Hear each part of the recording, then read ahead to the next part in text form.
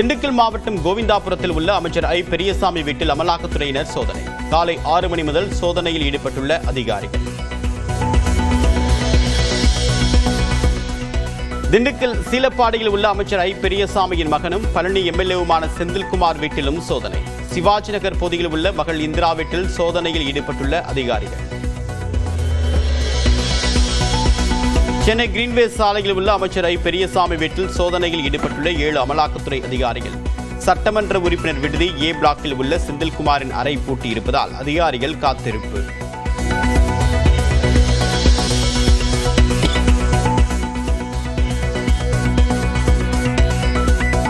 சாமானிய மக்கள் மற்றும் சிறு தொழில்துறையினருக்கு தீபாவளி பரிசாக ஜிஎஸ்டி வரி குறைக்கப்படும். சுதந்திர தின விழாவில் கொடியேற்றி வைத்து பிரதமர் நரேந்திர மோடி அறிவிப்பு. ஜிஎஸ்டி வரி இனி 5%, 18% மட்டுமே வசூலிக்கப்படும். பிரதமர் நரேந்திர மோடியின் அறிவிப்பை தொடர்ந்து மத்திய அரசு நடவடிக்கை எடுக்கவிருப்பதாக தகவல். மத்திய மாநில அரசுகளுக்கு இடையிலான அதிகாரம் மற்றும் நிதி பகிர்வை சட்டப்பூர்வமாக மீட்டெடுக்கக்கூடிய நேரம் வந்துவிட்டது. சுதந்திர தினத்திற்கு கொடியேற்றிய முதலமைச்சர் 9 புதிய அறிவிப்புகளையும் வெளியிட்டார். திமுக ஆட்சியில் அரிசி, பருப்பு உள்ளிட்ட அத்தியாவசிய பொருட்களின் விலை உயர்ந்துள்ளது. திருவண்ணாமலை மாவட்டத்தில் பரப்புரை கூட்டத்தில் அதிமுக பொதுச் செயலாளர் எடப்பாடி பழனிசாமி பேச்சு. குற்றால அருவிகளில் 2வது நாளாக தொடரக்கூடிய வெள்ளப்பெருக்கு. குளிக்க தடை தொடர்வதால் சுற்றுலா பயணிகள் ஏமாற்றம்.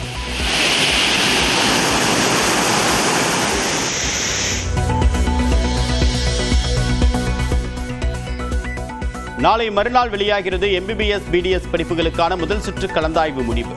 நாளை மாணவர்களுக்கான இடங்கள் இறுதி செய்யப்படும். 3000 ரூபாய் செலுத்தி ஓராண்டு சுங்க கட்டண பாஸ் பெறக்கூடிய திட்டம் அமல். முதல் நாளில் 1,40,000 பேர் பாஸ் பெற்றனர். உக்ரைன் போர் தொடர்பாக அலாஸ்காவில் நடைபெற்ற ட்ரம்ப் புதின் சந்திப்பு நிறைவு. உடன்பாடு ஏதும் ஏற்படவில்லை என ட்ரம்ப் பேட்டி. நாகாலாந்து ஆளுநரும் பாஜக மூத்த நிர்வாகியுமான இல கணேசன் உடல்நலக்குறைவால் காலமானார். ஜனாதிபதி திரௌபதி முர்மு, பிரதமர் நரேந்திர மோடி, முதலமைச்சர் மு க ஸ்டாலின் உள்ளிட்டோர் இரங்கல். தந்தை ராமதாசுடன் தாய் சரஸ்வதியின் பிறந்தநாளை கொண்டாடிய அன்புமணி. கேக் வெட்டி குடும்பத்தினர் அனைவரும் உற்சாகம். ஆந்திராவில் மகளிர் இலவச பேருந்து பயண திட்டம் தொடக்கம். முதலமைச்சர் சந்திரபாபு நாயுடு, துணை முதலமைச்சர் பவன் கல்யாண் தொடங்கி வைத்தனர். மலையாள நடிகர் சங்கமான அம்மாவின் தலைவராக தேர்வானார் ஸ்வேதா மேனன். 31 ஆண்டுகால வரலாற்றில் முதல் பெண் தலைவர் என சாதனை. போர்ச்சுகல் வனப்பகுதியில் பரவும் காட்டுத்தீ. தீயை அணைக்க 1000க்கும் மேற்பட்ட தீயணைப்பு வீரர்கள் தீவிரம்.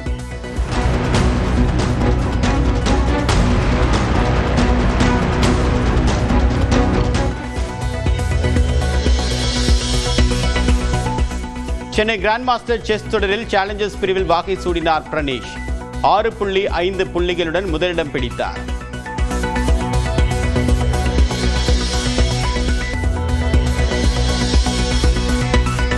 திண்டுக்கல் மாவட்டம் கோவிந்தாபுரத்தில் உள்ள அமைச்சர் ஐ பெரியசாமி வீட்டில் அமலாக்கத்துறையினர் சோதனை.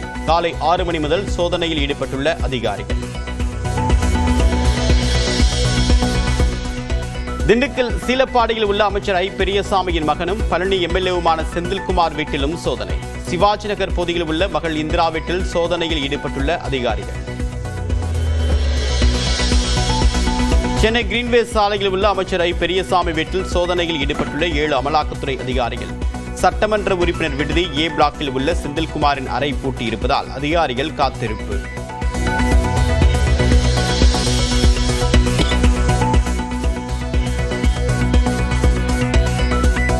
சாமானிய மக்கள் மற்றும் சிறு தொழில்துறையினருக்கு தீபாவளி பரிசாக ஜிஎஸ்டி வரி குறைக்கப்படும். சுதந்திர தின விழாவில் கொடியேற்றி வைத்து பிரதமர் நரேந்திர மோடி அறிவிப்பு. ஜிஎஸ்டி வரி இனி 5%, 18% மட்டுமே வசூலிக்கப்படும். பிரதமர் நரேந்திர மோடியின் அறிவிப்பை தொடர்ந்து மத்திய அரசு நடவடிக்கை எடுக்கவிருப்பதாக தகவல். மத்திய மாநில அரசுகளுக்கு இடையிலான அதிகாரம் மற்றும் நிதி பகிர்வை சட்டப்பூர்வமாக மீட்டெடுக்கக்கூடிய நேரம் வந்துவிட்டது. சுதந்திர தினத்திற்கு கொடியேற்றிய முதலமைச்சர் 9 புதிய அறிவிப்புகளையும் வெளியிட்டார். திமுக ஆட்சியில் அரிசி, பருப்பு உள்ளிட்ட அத்தியாவசிய பொருட்களின் விலை உயர்ந்துள்ளது. திருவண்ணாமலை மாவட்டத்தில் பரப்புரை கூட்டத்தில் அதிமுக பொதுச் செயலாளர் எடப்பாடி பழனிசாமி பேச்சு. குற்றால அருவிகளில் 2வது நாளாக தொடரக்கூடிய வெள்ளப்பெருக்கு. குளிக்க தடை தொடர்வதால் சுற்றுலா பயணிகள் ஏமாற்றம்.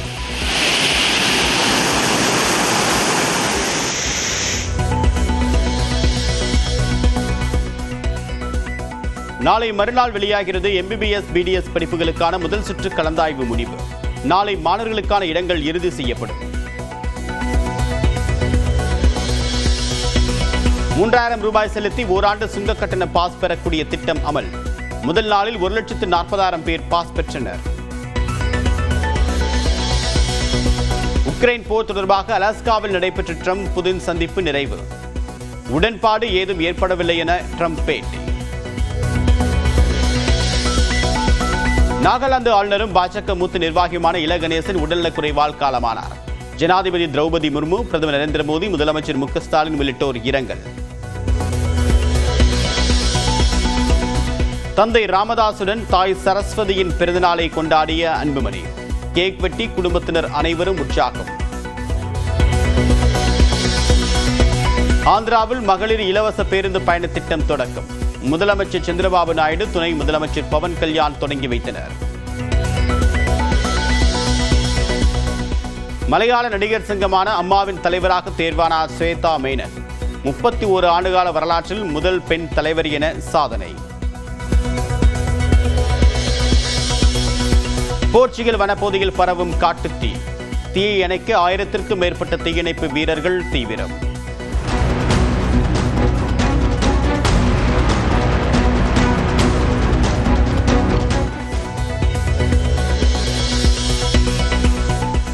சென்னை கிராண்ட் மாஸ்டர் செஸ் தொடரில் சேலஞ்சர்ஸ் பிரிவில் வாகை சூடினார் பிரணேஷ். 6.5 புள்ளிகளுடன் முதலிடம் பிடித்தார்.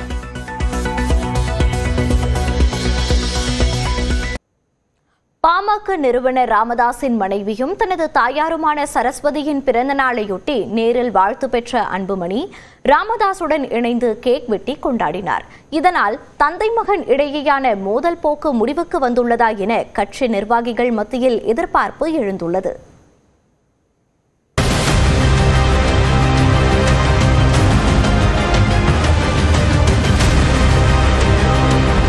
பாமக நிறுவனர் ராமதாசுக்கும் அவரது மகனும் பாமக தலைவருமான அன்புமணிக்கும் இடையே கடந்த டிசம்பர் மாதம் முதலே வெளிப்படையாக மோதல் போக்கு நிலவி வந்தது.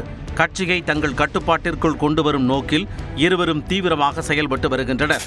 இதற்காக அன்புமணியின் ஆதரவாளர்களை ராமதாஸ் கட்சியை விட்டு நீக்கினார். ராமதாஸால் நீக்கப்பட்ட நிர்வாகிகள் அதே பொறுப்புகளில் நீடிப்பார்கள் என்று அறிவித்த அன்புமணி மாவட்டந்தோறும் நிர்வாகிகளை சந்தித்து ஆலோசனை கூட்டத்தை நடத்தினார். பாமக தலைவராக தானே செயல்படுவேன் என்றும் அன்புமணி செயல் தலைவராக நியமிக்கப்படுவதாகவும் ராமதாஸ் அறிவித்தார்.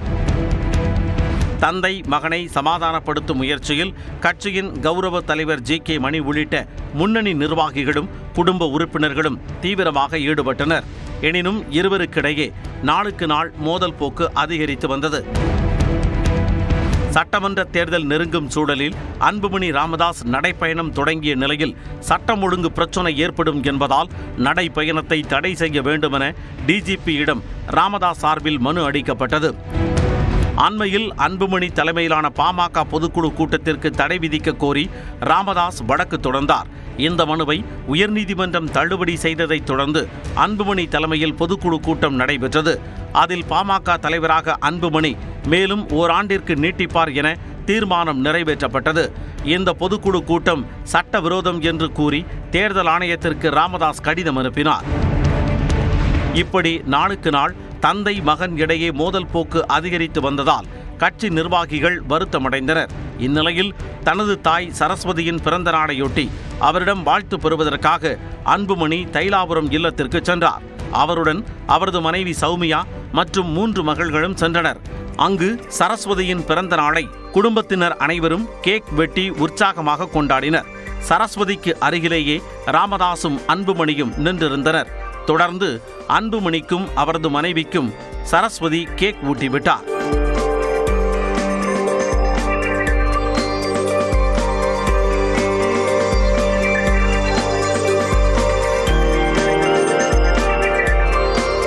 விழுப்புரம் மாவட்டம் பட்டானூரில் நாளை நடைபெறும் பாமக சிறப்பு பொதுக்குழு திருப்பு முனையாக அமையும் என ராமதாஸ் தெரிவித்திருந்த நிலையில் அன்புமணி குடும்பத்துடன் தைலாபுரம் இல்லத்திற்கு சென்றதும் அங்கு ராமதாஸை சந்தித்திருப்பதும் கசந்திருந்த உறவு கனிந்திருப்பதாக கட்சியினர் மகிழ்ச்சியை வெளிப்படுத்தி வருகின்றனர்.